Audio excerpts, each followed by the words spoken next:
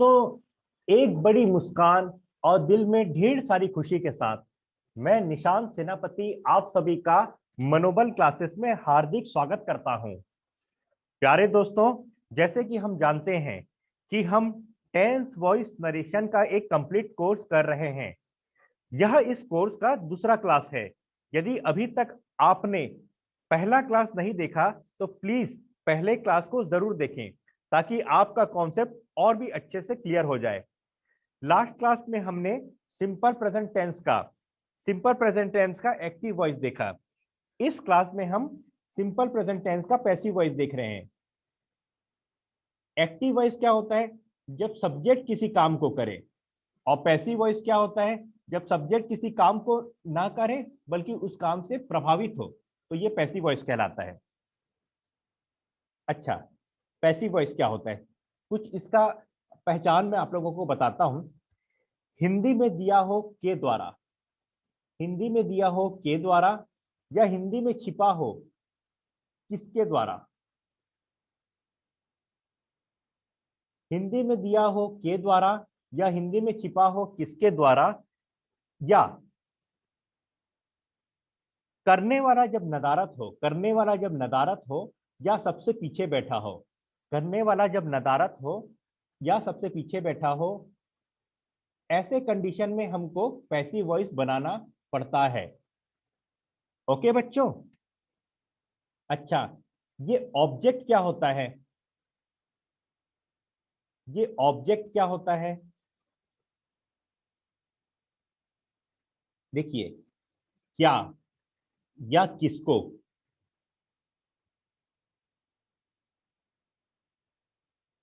क्या या किसको का जो जवाब होता है वो ऑब्जेक्ट होता है। ठीक है, क्या या किसको का जो जवाब होता है वो ऑब्जेक्ट होता है। कुछ उदाहरण हम देखते हैं, एग्जाम्पल। जैसे राम आम खाता है। राम क्या खाता है? राम आम खाता है। राम क्या खाता है? राम आम खाता है। तो देखिए, हमको जवाब मिल गया ना। क्या या किसको में से एक का जवाब मिला ना। हाँ, हमको जवाब मिल गया। राम क्या खाता है? राम आम खाता है। तो जवाब मिला, मतलब ये ऑब्जेक्ट है। इस वाक्य का ऑब्जेक्ट क्या है? आम इस वाक्य का ऑब्जेक्ट है। और दूसरा एक वाक्य और लेता हूं। जैसे विराट, विराट अनुष्का को घुमाता है। विराट अनुष्का को घुमाता है। विराट किसको घुमाता है? विराट अनुष्का को घुमाता है। तो क्या या किसको का जवाब मिल गया ना। तो जो क्या या किसको का जो जवाब मिला वही उस सेंटेंस का ऑब्जेक्ट होता है। ठीक है बच्चों। अच्छा, कुछ वाक्य ऐसे होते हैं जैसे पंछी उड़ते हैं, बर्ड्स फ्लाई। पंछी उड़ते हैं। तो देखिए, क्या उड़ते हैं, कोई जवाब मिला? क्या उड़ते हैं, कोई जवाब नहीं मिला। किसको उड़ते हैं, कोई जवाब मिला?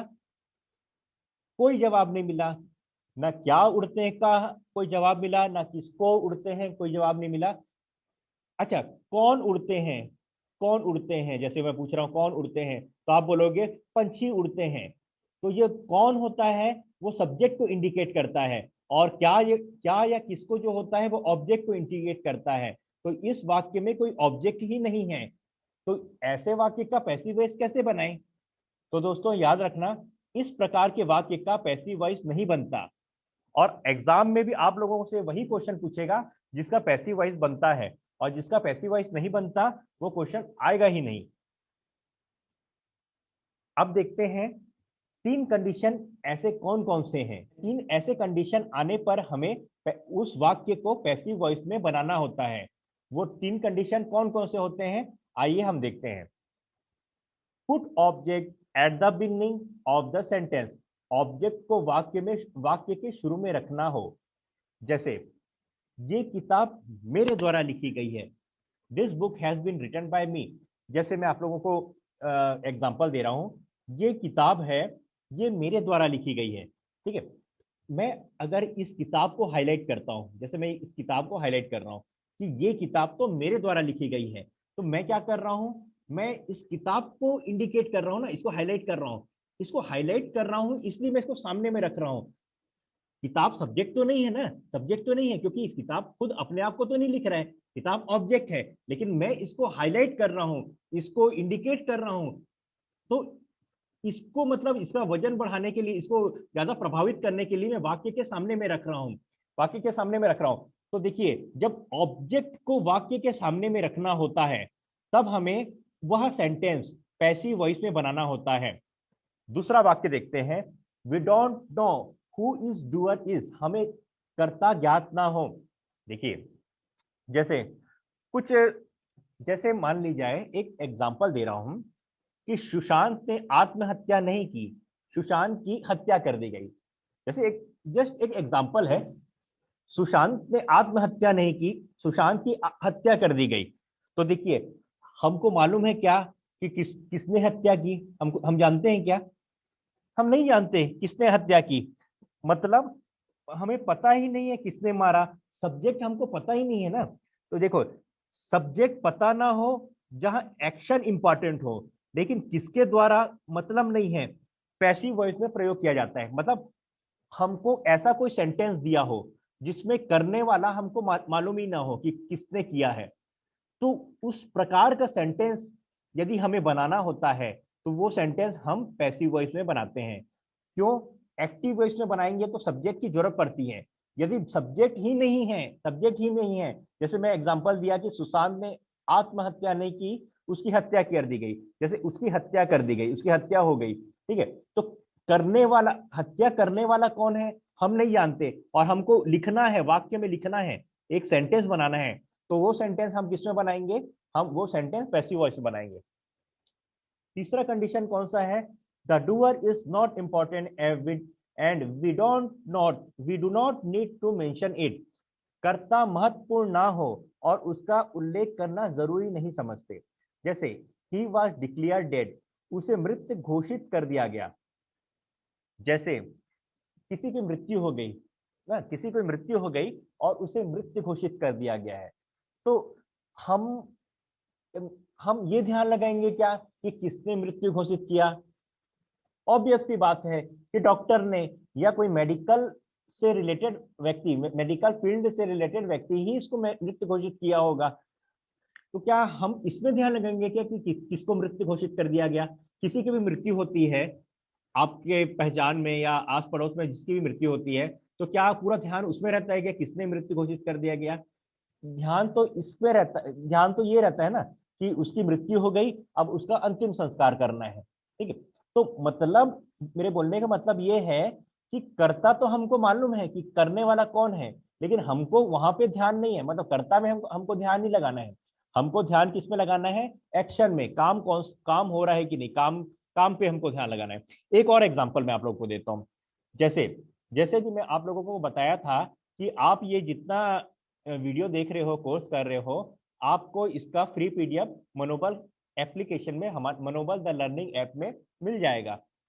आप गए, एप्लीकेशन को इंस्टॉल किया, इस इस पीडीएफ को प्रिंट आउट निकाले और दुकान में चले गए, कोई दुकान में चले गए इसको प्रिंट आउट निकालने के लिए। आप मान लीजिए एक दुकान में गए, वहां सामने में बोर्ड टंगा हुआ है, वहां लिखा हुआ है कि यहाँ प्रिंट आउट निकाला जाता है। आप वहां गए, बोले कि भैया इसका प्रिंट आउट निकाल दो, सामने वाला प्रिंट आउट निकाला, आपको दे दिया, ठीक है, आपका काम हो गया। क्या यहाँ पे क्या यहाँ पे ये मतलब है क्या कि प्रिंट आउट निकालने वाला लड़का है कि लड़की है कि बच्चा है कि बुजुर्ग है कि आंटी है कि अंकल है? क्या आप ध्यान यहाँ लगाओगे क्या? नहीं, आपका ध्यान वहां नहीं रहेगा। आपको क्या मतलब है कि पैसा दो और प्रिंट आउट ले लो। मतलब मेरे बोलने का मतलब ये है कि आपको कर्ता मालूम तो है कि कर्ता कौन है, करने वाला कौन है, आपको मालूम तो है, लेकिन उसका महत्व नहीं है ना, उसका महत्व नहीं है। मतलब जब कर्ता आपको मालूम हो लेकिन उसका कोई इंपॉर्टेंस नहीं हो, तो उस प्रकार के वाक्य यदि हमें बनाना हो तो हम पैसिव वॉइस में बनाते हैं। देखिए, तीन प्रकार के कौन कौन से वाक्य हम पैसिव वॉइस में बनाते हैं। पहला तो वो वाक्य हो गया जब हमको ऑब्जेक्ट को ज्यादा महत्वपूर्ण दिखाना हो, ऑब्जेक्ट को हमको बताना हो, और ऑब्जेक्ट को सामने रखना हो, उसको इंडिकेट करना हो, हाईलाइट करना हो। दूसरा चीज, जब सब्जेक्ट हो ही ना वाक्य में, जब सब्जेक्ट ही ना हो। तीसरा कौन सा है, जब सब्जेक्ट हमको मालूम तो है लेकिन उसका कोई महत्व नहीं है। तो दोस्तों, इन तीन प्रकार के वाक्य, इन तीन हालात में पैसिव वॉइस का प्रयोग किया जाता है। दोस्तों,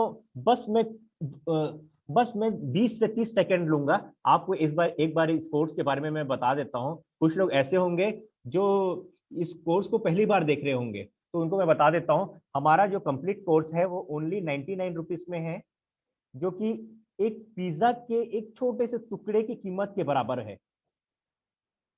ठीक है, इसमें आपको 50+ वीडियो मिलेगा, कंप्लीट नोट्स आपको पीडीएफ के फॉर्म में मिलेगा। हर एक कोर्स कंप्लीट होने के बाद आपको टेस्ट मिलेगा, हर एक टॉपिक का टेस्ट दिलाने के बाद आपको उस टेस्ट का एक्सप्लेनेशन मिलेगा वीडियो के फॉर्म में, और एक्सप्लेनेशन के बाद उसी एक्सप्लेनेशन का वीडियो मिलेगा। फिर भी अगर यदि आपको कोई डाउट आता है तो हमारे पास चैटिंग फैसिलिटी भी है। और ये कोर्स आपको कहाँ मिलेगा, मनोबल द लर्निंग ऐप में आपको ये कोर्स मिल जाएगा। आप जैसे इस ऐप को इंस्टॉल करोगे तो आप देखोगे होम पेज में एक स्टोर करके एक बटन है। ठीक है, होम पेज में वहां से जाके आप इस कोर्स को परचेस कर सकते हो। और आज के क्लास का फ्री पीडीएफ चाहिए तो मनोबल द लर्निंग ऐप को आप जब इंस्टॉल करोगे, जब होम पेज में जाओगे, तो होम पेज में ही लेफ्ट साइड में ऊपर में ऐसे 3 बटन बने रहेंगे। आप उस बटन को क्लिक करोगे तो स्टडी मटेरियल का एक फोल्डर रहेगा। ठीक है, मतलब स्टडी मटेरियल करके लिखे रहेगा। उसको जब आप क्लिक करोगे तो फ्री पीडीएफ का एक फोल्डर आपको मिल जाएगा। वहां से आप आज के क्लास का फ्री पीडीएफ डाउनलोड कर सकते हो और उसका प्रिंट आउट निकाल सकते हो।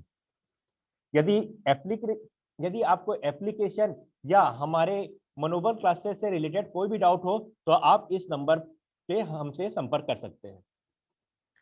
चलिए दोस्तों, अब हम देखते हैं पैसिव वॉइस कैसे बनाया जाता है, उसके बारे में हम एक एक करके अब देखते हैं। पहला चीज ये देखते हैं, एक्टिव वॉइस। हमने इसके पहले एक्टिव वॉइस बहुत अच्छे से डिटेल में हमने पढ़ चुका है। उसका स्ट्रक्चर होता है सब्जेक्ट प्लस वर्ब का फर्स्ट फॉर्म या fifth form plus object. Passive voice का स्ट्रक्चर क्या होता है, देखिए, ऑब्जेक्ट को हमको इसको सबसे शुरुआत में रखना है। ऑब्जेक्ट प्लस इस एम आर प्लस वर्ब का third form plus by plus subject. Subject को इसमें हमको सबसे लास्ट में रखना होता है।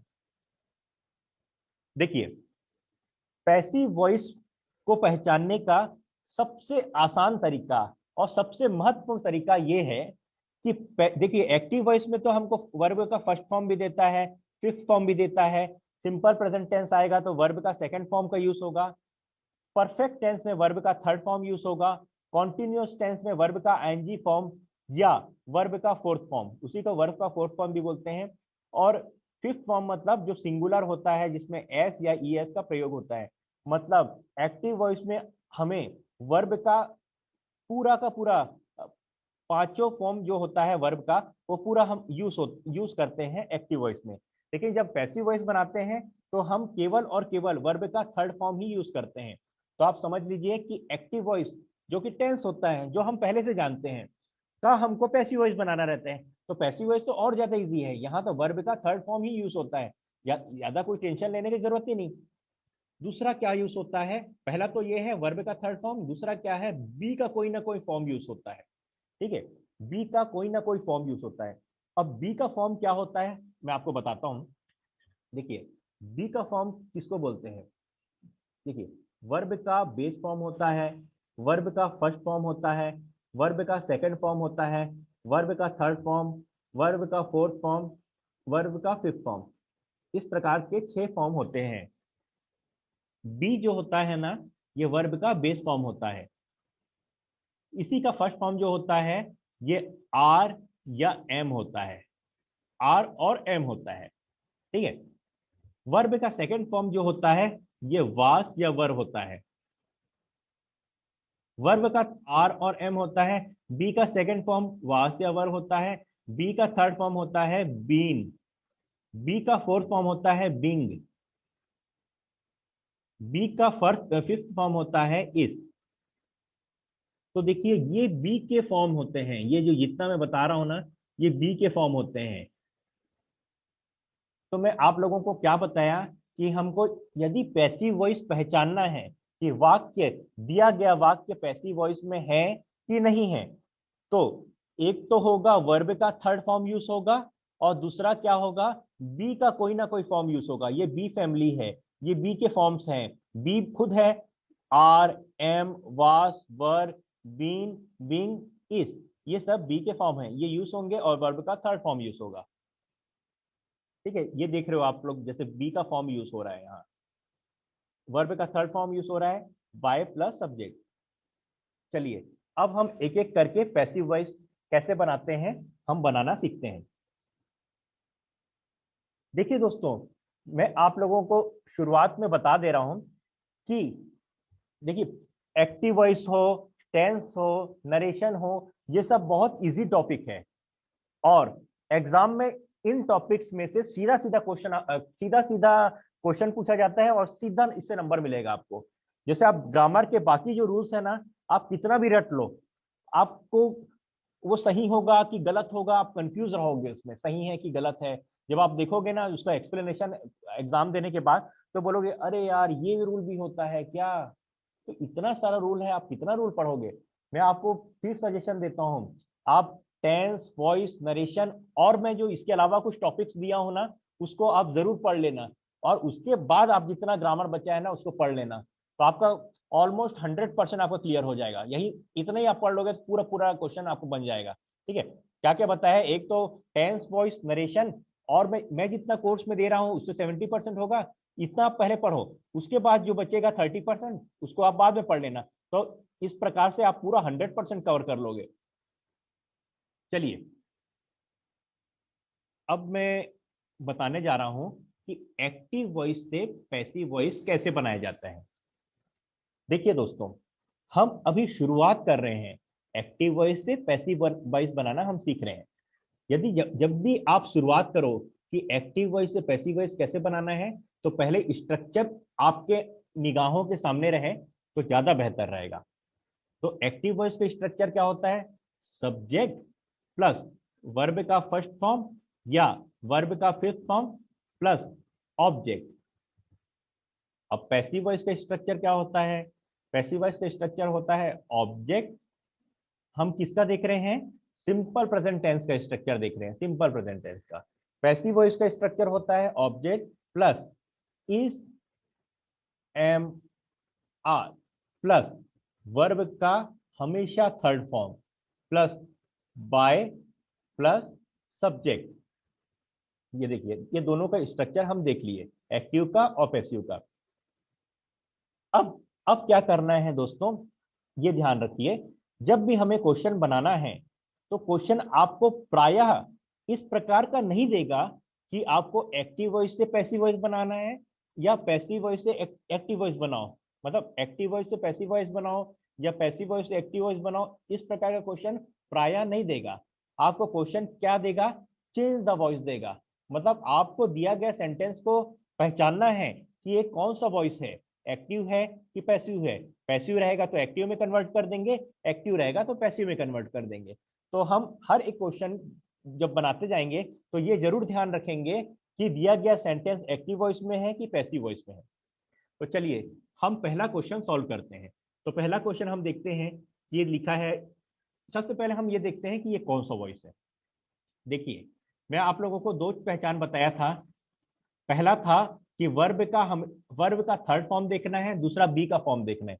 तो देखिए यहाँ कोई वर्ब का थर्ड फॉर्म नहीं आ रहा है और बी का कोई फॉर्म नहीं आ रहा है, तो ये पैसिव वॉइस नहीं है।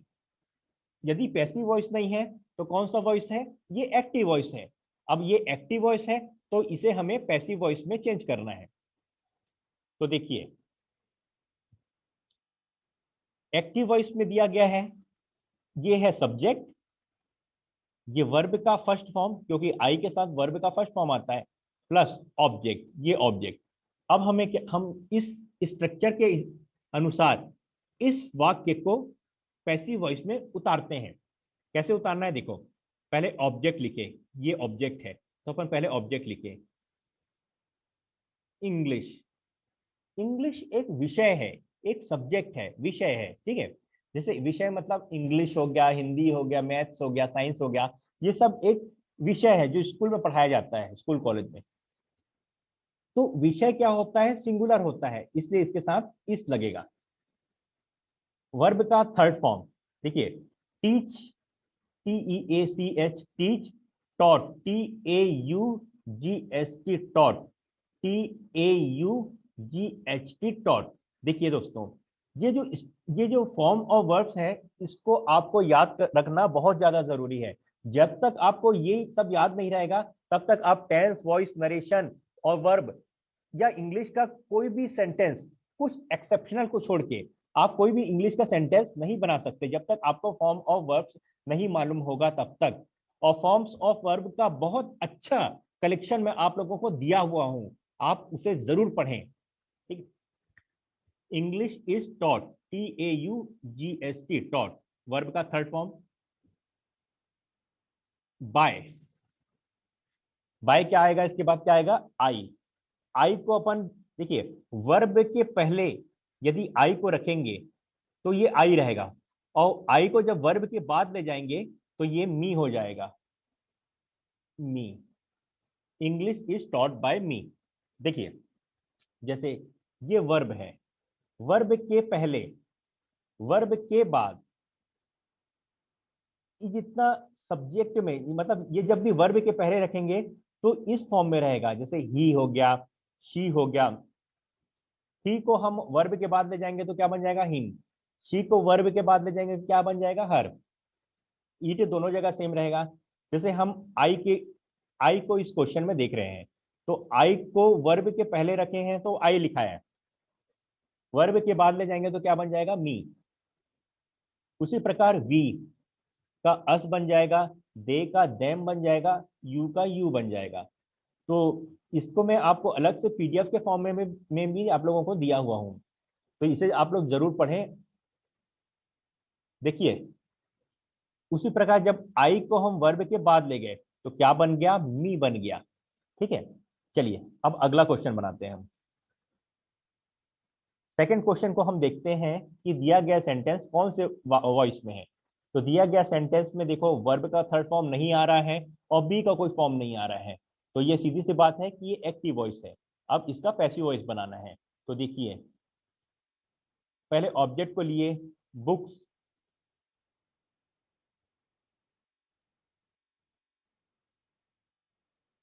प्लस वर्ब का third form, plus by, plus subject. Books, books क्या है, प्लूरल है, एक से अधिक है, तो इसके साथ क्या लगेगा, आर लगेगा, ठीक है। Books are. अब write, wrote, written, write, wrote, written, ये जो फॉर्म ऑफ वर्ब है ना, जब जब आप क्वेश्चन सॉल्व करोगे तो फॉर्म ऑफ वर्ब को 2-3 बार आप जरूर बोलना। बुक्स आर रिटर्न बाय, आई जब वर्ब के बाद जाएगा तो क्या बन जाएगा, मी। दोस्तों, आपका हर एक क्वेश्चन बहुत अच्छा आसानी से सॉल्व होने लगेगा। आपको थोड़ा पेशेंस रखना है और वीडियो को ध्यान से देखना है, जितना मैं दे रहा हूं उसको ध्यान से देखना है। शी हेल्प्स ऑल, ठीक है, ये एक्टिव वॉइस है, वर्ब का थर्ड फॉर्म और बी का फॉर्म यूज नहीं हो रहा है। ऑब्जेक्ट ऑल, ऑल क्या है, प्लूरल, ऑल आर, ठीक है। वर्ब का third form help, helped, helped, ठीक है, help, helped, helped. All are help by, she का क्या बन जाएगा, हर, शी का हर। अगला क्वेश्चन देखते हैं। प्रशांत अंडरस्टैंड हर। देखिए, प्रशांत अंडरस्टैंड्स हर, वर्ब का फिफ्थ फॉर्म, मतलब कौन सा वॉइस है, वर्ब का थर्ड फॉर्म यूज नहीं हो रहा है, बी का फॉर्म यूज नहीं हो रहा है, कौन सा वॉइस है, एक्टिव वॉइस है। हर को लेते हैं, वर्ब के पहले रहेंगे तो क्या बन जाएगा, शी, शी। उस शी के साथ क्या लगेगा, सिंगुलर है तो इस लगेगा। She is understood, understand, understood, understood, she is understood, she by Prashant, she is understood by Prashant. अगला देखते हैं, वी सेंड मैसेजेस, सीधी सी बात पता चल रहा है एक्टिव वॉइस है। आगे बनाते हैं। अब मेरे ख्याल से आप लोग पहचानने का तरीका सीख लिए होंगे कि वर्ब का थर्ड फॉर्म होना चाहिए और बी का कोई ना कोई फॉर्म यूज होना चाहिए।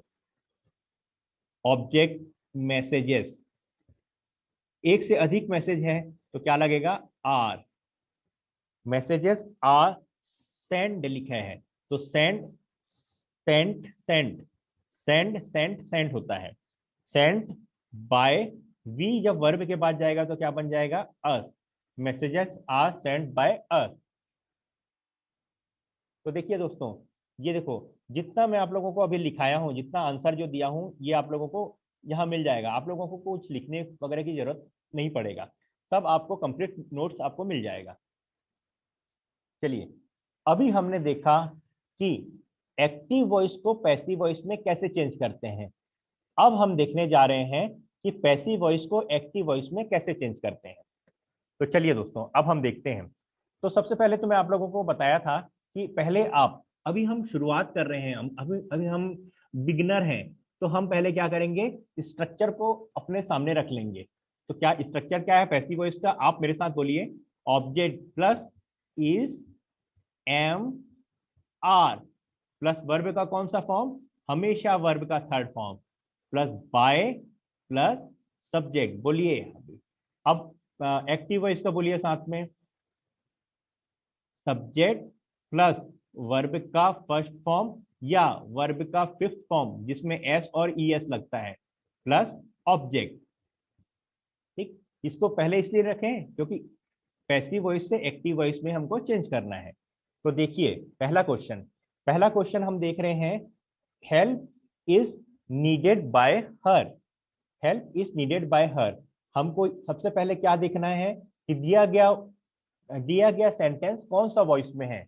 तो हमको इजिली पता चल जा रहा है कि ये वर्ब का थर्ड फॉर्म दिया हुआ है। पहला तो ये देख लिए, वर्ब का थर्ड फॉर्म दिया हुआ है। दूसरा, बी का कोई ना कोई फॉर्म दिया हुआ है। तो हम ये पहचान लिए कि ये पैसिव वॉइस में है। अब ये पैसिव वॉइस में है तो अब हमें इसे एक्टिव वॉइस में चेंज करना है। तो देखिए, एक्टिव वॉइस में चेंज करना बहुत आसान है, बहुत आसान है। क्या करना है अपने को, देखिए, सब्जेक्ट वर्ब का फर्स्ट या फिफ्थ फॉर्म प्लस ऑब्जेक्ट लिखना है। सब्जेक्ट अपन को मालूम है क्या है, हर। हर जब वर्ब के पहले जाएगा तो क्या बन जाएगा, शी। शी शी के साथ क्या लगता है, एस या ई एस लगता है। क्यों, क्योंकि ये सिंगुलर होता है। शी नीड्स, ठीक है, नीड के साथ एस लग गया, शी नीड्स। अब क्या बचा, अब ऑब्जेक्ट बचा। ऑब्जेक्ट क्या है, हेल्प, यहाँ ऑब्जेक्ट है। She needs help, help, she need help. ठीक, हमारा आंसर बन गया। चलिए दूसरा सॉल्व करते हैं। सबसे पहले हम क्या देखेंगे कि ये कौन सा वॉइस है। पता चल रहा है वर्ब का थर्ड फॉर्म और बी का फॉर्म आ रहा है, तो ये है पैसिव वॉइस। अब इसको एक्टिव वॉइस में चेंज करेंगे। तो पहले क्या लिखेंगे, सब्जेक्ट। सब्जेक्ट यहाँ पर क्या है, मुकेश। मुकेश क्या है, एक प्रॉपर नाउन है। प्रॉपर नाउन हमेशा सिंगुलर होता है। तो मुकेश के साथ क्या लगेगा, अब मुकेश सिंग्स, वर्ब का फिफ्थ फॉर्म। मुकेश के साथ क्या लगेगा, वर्ब का फिफ्थ फॉर्म, मुकेश सिंग्स। अब क्या रखना है, सब्जेक्ट हो गया, वर्ब का फर्स्ट या फिफ्थ फॉर्म हो गया, और ऑब्जेक्ट हो, अब ऑब्जेक्ट रखना है। ऑब्जेक्ट क्या है, क्लासिकल सॉन्ग्स, क्लासिकल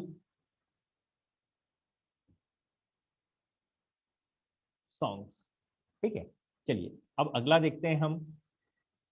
पता चल रहा है वर्ब का थर्ड फॉर्म और बी का कोई ना कोई फॉर्म यूज हो रहा है। ये पैसिव वॉइस में है। अब हमें इसका एक्टिव वॉइस बनाना है। देखिए ये क्या दिया हुआ है, ऑब्जेक्ट। ये क्या दिया हुआ है, इस एम आर का हेल्पिंग वर्ब ना, इस एम आर।